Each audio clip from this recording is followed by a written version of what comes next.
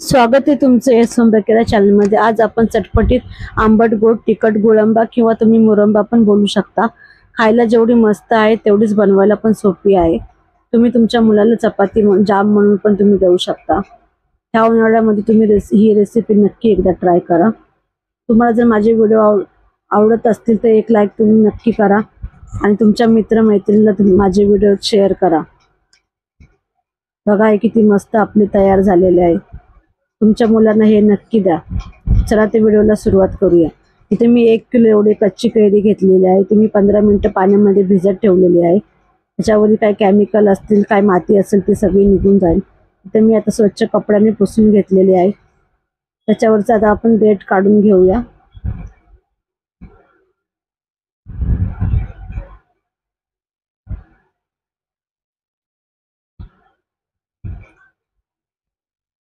आणि आता आपण बटाटा ज्याच्याने चिलतो त्याच्यानेच आपल्याला सगळे त्याच्यावरचे साल आपल्याला काढून घ्यायचे आहे। कच्ची कैरी आपल्याला नरम घ्यायची नाही, थोडी कडकच कैरी आपल्याला घ्यायची आहे। चांगलं आपले सगळे आपण याला चांगलं सोलून घेऊया।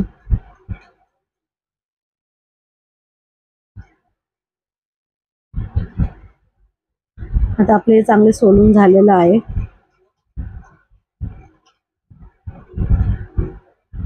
इथे मी खिसणी घेतलेली आहे। जी जाडी खिसणी आहे त्याच्याकडूनच घेऊया। जी सगळ्यात मोठी असते त्याच्याकडूनच आपण असं लांब लांब असं करत खिसूया, म्हणजे आपले मस्त लांब लांब असे कैरीचे बघा किती मस्त आपले हे तयार झालेले आहेत। अशाच प्रकारे आपण सगळे करून घेऊया।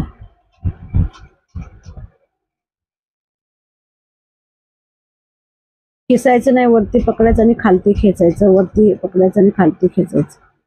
तर किती मस्त लांब लांब असे तयार होतात आहे। आता आपलं सगळं खिसून झालेलं आहे। त्यासाठी आपण एक मसाला बनवूया। इथे मी पॅन गरम करत ठेवलेला आहे। त्याच्यामध्ये अर्धा चम्मच एवढे मी धने टाकत आहे। अर्धा चम्मच एवढे जिरे टाकत आहे। अर्धी चम्मच एवढी बडीशोप टाकत आहे। त्याला 1 मिनिट आपण भाजून घेऊया। गॅस मी स्लोच ठेवलेला आहे, गॅस फास्ट अजिबात करू नका।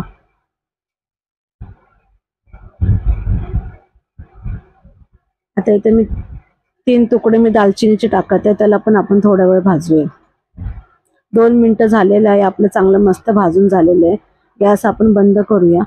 आता इथे आपलं हे मिक्सरमध्ये वाटलं जाणार नाही म्हणून इथे मी खलबत्ता घेतलेला आहे। थोडं कोंबट झालं की तुम्ही खलबत्त्यामध्ये वाटा, मस्त बारीक वाटल्या जाईल। आता इथे मी कढई घेतलेली आहे। कढई मी स्लोच ठेवलेला आहे गॅस। त्याच्यामध्ये आपण सगळं आता हे जो आंबा किसून घेतलेला आहे तो आपण आता टाकूया।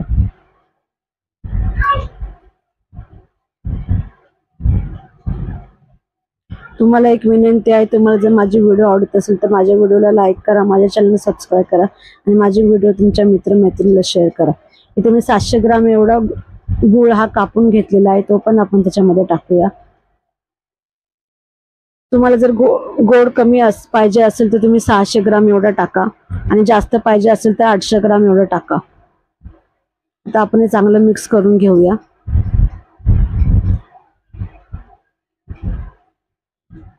गॅस अजिबात फास्ट करायचा नाही, गॅस हा स्लोच ठेवायचा। आता आपण हे चांगलं मिक्स करून झालेलं आहे। बघा 5 मिनिटांनंतर मस्त आपला गूळ हा सगळं वितळलेला आहे आणि त्याला चांगलं पाणी सुटलेलं आहे। त्याच्यामध्येच आपल्याला आता हे शिजवायचं आहे। बघा अर्ध्या तासानंतर आपलं मस्त हे शिजलेलं आहे। त्याच्यामध्ये आता आपण जो मसाला वाटला होता तो टाकूया।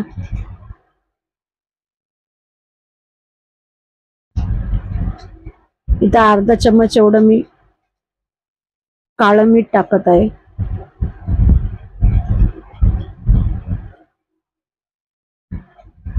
अर्धा चम्मच एवढं लाल तिखट टाकत आहे। जास्त तिखट नाही, हे कमीच तिखट आहे। अर्धा चम्मच एवढं मी साधं मीठ टाकत आहे।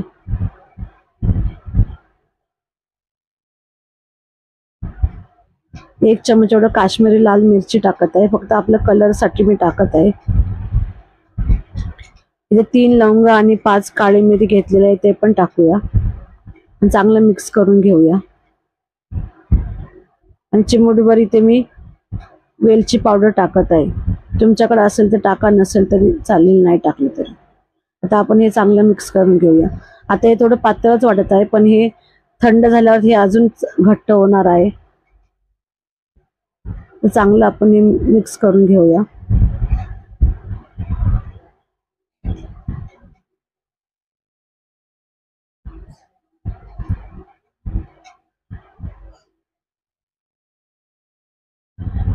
बघा मस्त तयार आहे असला आपला गोळंबा. एकदा हा नक्की ट्राय करा.